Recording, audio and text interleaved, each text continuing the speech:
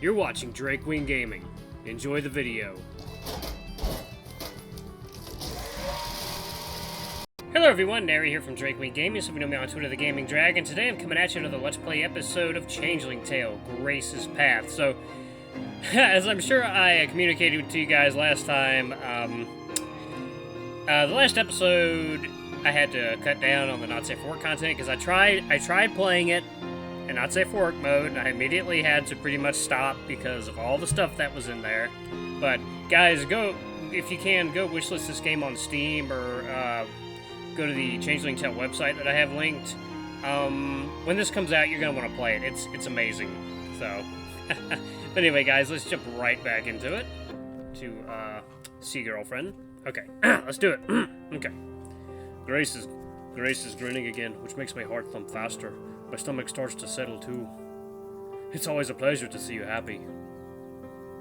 I'm always happy giving you pleasure. This time I almost drop Marion. My knees go weak and I turn red. Come on, walk faster. My arms are tired. We need to figure out what to tell her. I'll be honest, I'm turning into... Grace pauses. Neither of us know what she is anymore, what she'll become. We're the same height and can practically see eye to eye, meaning she's grown at least 6 inches or more. Not to mention that face. It's so bizarre to hear Grace's voice coming from that flounder mouth.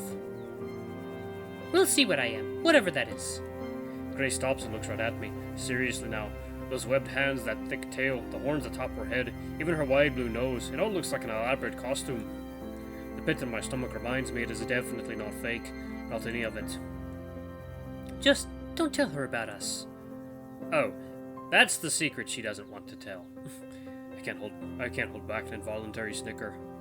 I don't think that would come in a conversation at this point, Grace. I don't want her worrying. She's going to worry about you regardless of me. We both know that. No, I don't want her to worry about you, about me corrupting you. Ha! I won't resist. At least not too much. Come on. I tug at Marion's limp body to get Grace to keep moving. Oh, she's worried about Malcolm being corrupted by a fish lady. We stumble over loose rocks and slide around the soft grass trying to get footing. I can't help but think about the last time. Many times I lifted at Waddy.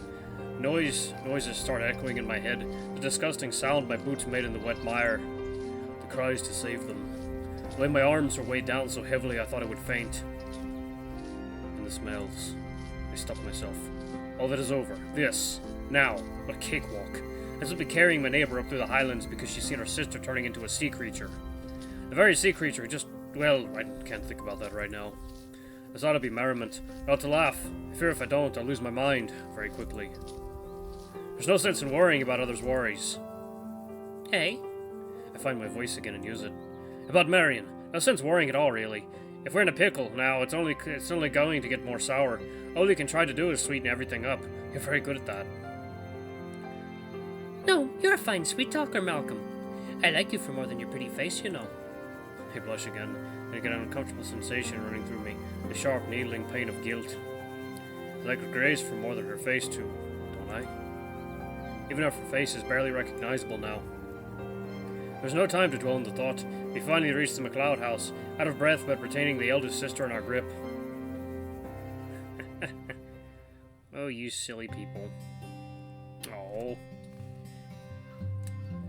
Poor Marion. She's had quite a spell. Now that she is sleeping soundly in her own bed, Marion seems positively blissful, or at least blissfully unaware for now. I sure hope she takes kindly to sweet and sour pickles. Grace grabs extra blankets and quilts for her sister, setting them at the foot of the bed. As we tuck Marion in, we exchange glances. It's a bit reminiscent of all the times my mother settled me back down after a nightmare or even just a plain rotten day. My how rules have changed. Grace and I now play parents to Marion, who's several years older than both of us. Although Grace is, well, a bit more scaly than I would remember my own mother. More scantily clad, too. I gestured to the tatters barely clinging to her body. Grace, we agreed to limit the poor lass to one shock at a time, didn't we? All right, I'll try to find something. Wouldn't want to offend my sister's delicate sensibilities, after all. Grace steps out and I'm left alone in charge of her sister, who snores lightly like a kitten. 8 bells. Oh, how you don't deserve this, Marion. More than any of us. What a sight. Your own sister turned into whatever she is. Crivens. Good luck with all this. Good luck to all of us. My mind wanders back to the first time Grace pulled me underwater. It looks as though there's no turning back to the tides. The floodgates are open. I only hope no one drowns. Damn it, nothing fits! Grace has walked back in, topless, with only a pair of what look like men's knickers. She starts rifling through Marion's closet and pulls out a flimsy white top. This'll have to do. Good thing she's got bigger ditties than me. Grace struggles to tug the camisole over her head, but it gets caught in her long ears.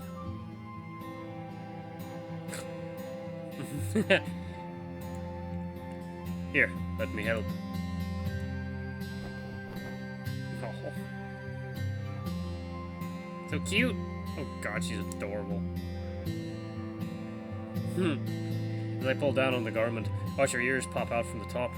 I catch her eye and hold her attention. She's still beautiful. I can't explain how. Aww. Her blue eyes still sparkle, along with most of her limbs, and that odd-shaped mouth. She still smiles like Grace, and speaks Grace's language, her humor, her wit, and, well, her smug indifference. Thank you. You're very welcome. We look at each other for a moment, as if replaying the last few hours. What has happened between us? Would she really ever want to be with me, or just fool around? When she smirks now, it's as if she knows the answer to every secret, hers and mine. Oh, for the final touch. She brushes past me to grab her accessories, draping her kerchief over her head and tying that scrap of yellow cloth around her waist. There we go. At least the sash still fits. Is that important? Malcolm, this was Mother's. I had no idea. That certainly explains why she'd grown so attached to it. And are those... I tipped my head towards her short pants. Father's knickers? Yes. I guess we're the same size now. And look. Yeah. Yeah, sure I am looking. She turns to show off her tail. It's popping right out of the hole where something usually pops out the front. My goodness, Grace, you never fail to impress. Oh no. She wags it my way, and an arousal builds in me that I try to ignore.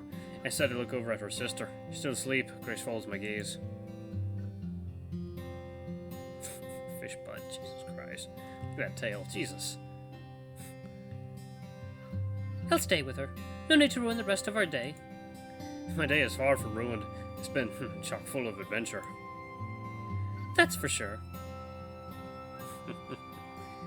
We watch over Marion now a while, undoubtedly both plotting our next move. And our story for Sorry, Malcolm, your voice. And our story for Marion. Grace bites her lower lip, with much more pronounced chompers while she thinks. Maybe we can convince her it was a dream. You're kidding, right? I was able to make her believe that fairies would eat your biscuits at night if you left them outside your bedroom door. Really? She actually left them out? I got extra biscuits for nearly a year until Father wondered where the mice were coming from. Grace, that's terrible. I know. And awfully clever. Clever girl. Oh, I know. It's a wonder she puts up with you.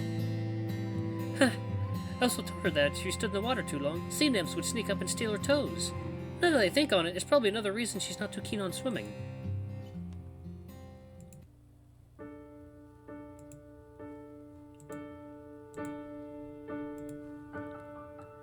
Grace? Ah, she awakens. Well, how's this gonna go? Grace takes a spot on the bed right next to her sister. I hover over the two, just in case Marion takes another tumble. Even I've yet to digest Grace's new face, her new body, everything so fishy. Marion is taking it in out of the blue. How does one even respond to such an unexpected and drastic change? I'd have to let Marion's reaction dictate my next move. Hello, sis. What a surprise, eh? I turned into a fish, just like you always worried would happen. Grace! Alright, you two, I know my name. Marion, there's nothing wrong with me. I feel good, better than great even. Marion, just take a minute to breathe. Try to stay calm. Oh. Marion lifts her hand from under the blankets and strokes Grace's knee. Did the sea nymphs get you? Oh no, nothing like that at all. She's okay, Marion, truly. You feel so silky, Grace. Like a fish? Like a river otter. A few scales flick off Grace's cheek, and Marion notices. Oh no, do you need to get back to the water? Will you dry up? Are you safe out here? Poor Marion is undoubtedly in a state of relaxed panic. I empathize. Yes, I'll be fine. Just a bit of dry skin. I'll make my way back to the lock once I know you're alright too. How? What are you? What's happened? You need help. We'll get something. An ointment, a tincture. The apothecary isn't going to solve this fine kettle of fish. She gestures at herself proudly. I'm still your sister. This is... Grace hesitates. I try to supply an appropriate answer. She was born to be this way, Marion. It's a condition of sorts. A fish condition? That pouty face is amazing. I guess you could call it that. Marion seems understandably groggy and confused. Are you magic? I wish. I can swim in the cold waters to my heart's delight, but nothing more. The magic is mine alone. I can't grant wishes or anything. I desperately want to interrupt to let Grace know that she has shared her magic with me. I don't need to speak up in front of Marion. Her secret can be left unsaid. Marion breaks out in manic laughter. Fish wishes! Oh my, Marion, are you well? Marion wavers. I wonder if she's about to faint a second time. I think I need to rest. I'm just... Oh, what's going on? Just sleep, Marion. We'll watch over you. Oh. Grace, tell me it's still you inside there. It's me, I promise you. I know your favorite color is green, your favorite food is cake with treacle, and your heart is made entirely of pure gold. Grace, I love you no matter how odd-shaped you are. I love you too, Marion. I'm nothing if not odd, always and forever. Well, let out soft laughs. I gently lower the eldest McLeod sister back onto her pillow. Oh, adorable family. Grace the fish lady. Grace and I stay quiet as Marion nods back to dreamland. Hopefully she'll wake and either remember nothing or be less overwhelmed by her sister's appearance.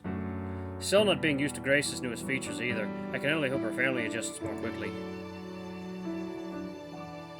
Grace comes over and takes my hand. It still takes me aback when I touch those webbed fingers. Every slick new curve between her knuckles makes it harder to hold on to her. Shall we have some dinner? Dinner? Is it already so late? The day has been so eventful, I've completely ignored my stomach. Now that she mentions it, it is rather empty.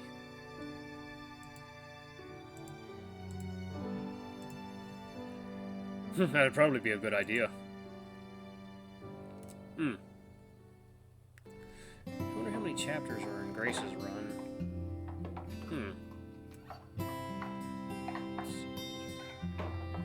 Oh, fish. Grace fumbles around the kitchen while I try to assist, holding pot handles and teacups. When we've finally prepared some pan-fried herring and tea, we take our food and sit together at the table. She can barely fit in the seat now. Her tail spills out the back between the stiles, and with every moment, the chair creaks. It appears as though she's not just gained height on me, but also weight. Mind, I'm no less attracted to her than any weight. But as I picture her even larger, my thoughts go adrift. Grace notices me staring. I'm huge now, aren't I? She sounds resigned, not upset. No. Sorry. No, not at all. I'm just impressed with how tall you've gotten. Must be all that mackerel. Oh, she's gonna get bigger, Malcolm. Don't you worry. Every time I go under the wrench, I can feel the pressure deep into my bones. It's like I'm stretching from the inside out. Can't even fathom that. It must be a strange sensation. Oh, it is, but it's great all the same. Like a full body stretch. One that makes me bigger and bigger. Stronger, too. Oh no. What is she... I think I know what the thumbnail is going to be. As if to demonstrate, Grace puts her fork down, jumps up and scoops me suddenly up into her arms. Oh, crivens, Grace, put me down. Never! You're my catch now. What is she doing? She spins around a few times, then places me back on the chair. Oh, God, you are so adorable together. Oh, God, such cuties. She's slightly out of breath when she speaks. You're not scared of me, are you? No, not a bit. They are a bit untamed, aren't you? That's what everyone loves about me. Is that so? Honestly, that's what I love about myself, too. Nothing ties me down. With how strong I'm becoming, I've never been able to swim further. Golly, not like this. I could probably go forever. Around the world in 80 days? Well, I swam the width of the loch yesterday in no time flat. If I keep growing at this rate, I could probably hit the open seas and then... Let's see, if I were to take the Suez Canal... Her voice trails off as she maps the route in her head, and I wonder if she is joking or serious. Perhaps both. Either way, her smile is contagious. She's adapting more readily than I could ever picture myself doing. I'm proud of you. My interruption takes Grace off guard. Really? Why? Because you embrace change better than most others would. Not just regular change, life-changing change. Life-changing change. That's what I've always wanted. And lo and behold, it's better than I dreamed.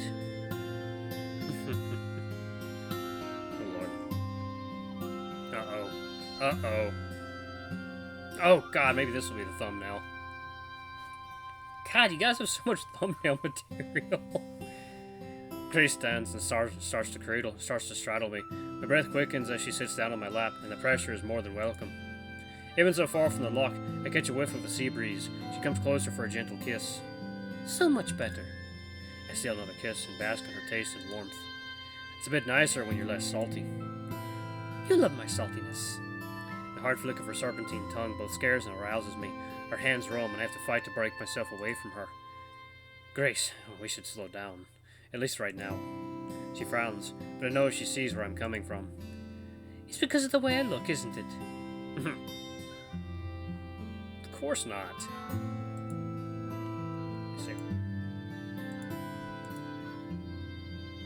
Sibling sea monster.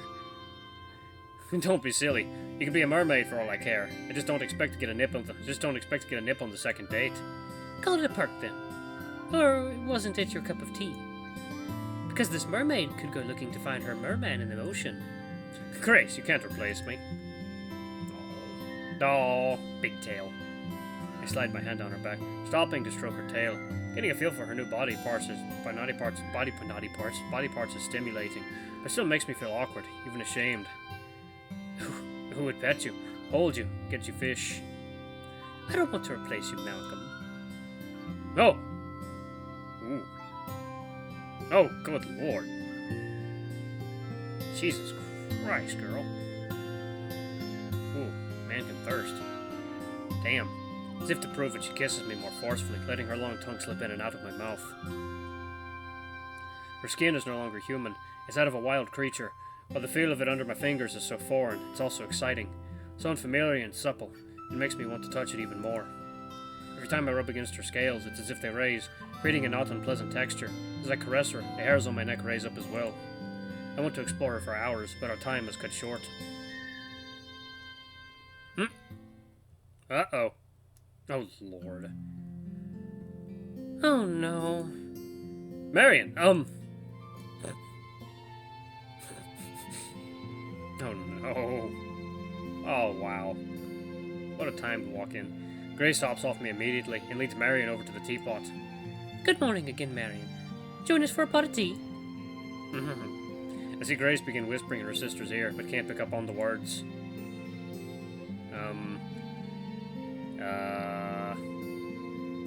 Marion whispers back, and Grace turns away fast.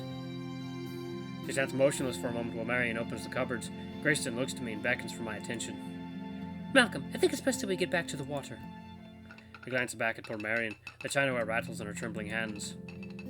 Marion, would you like us to walk you over to stay with my gran? I'm sure she'd love some company. Instead of responding, Marion pulls out a large bottle of whiskey and pours a great deal into her teacup. But she's drinking again, okay. No, Malcolm, thank you. I'll be fine. God, poor Marion. Grace seems impatient to leave. I can't tell if it's lack of compassion or if she thinks Marion will do better without her fish face around. I'm not so sure. I can stay if you like. Malcolm, we both have to get going. I find myself caught between a rock and a hard place. I'm guessing she's the rock. Reluctantly, I choose the rock. Alright, Marion, I'm sure you'd like some time alone to digest all this. I'll give you some space, but if you need anything, your sister will be back tonight. Right, Grace? Grace glances at me pleadingly, but I shoot her a look that tells her not to abandon her sibling when she's so lonesome and in shock. Of course, as long as you want me here, Marion. I just need some time to myself. Okay, fair enough. Understandable. Grace takes my hand and we walk out without saying goodbye. Good lord. Oh. That didn't go as well. Oh, God, it's an incredible shot. You guys have got some incredible artwork in this. The sun is getting lower, casting our shadows onto the grass. Grace's tail is so conspicuous that it's alarming. Our shadows side by side make it look like I'm walking with a real sea monster. But Grace is no monster, is she? And I'm going to end it right there. Actually, yeah, good timing. Just ended. Okay. I'll save it right there. I'm going to start the video up next time with that. Her special place. God, this game is so good. Oh, thank you guys so much for watching. Please don't forget to like, comment, subscribe, and ring that notification bell to the next video. I love you all. I'll see you next time. Bye-bye!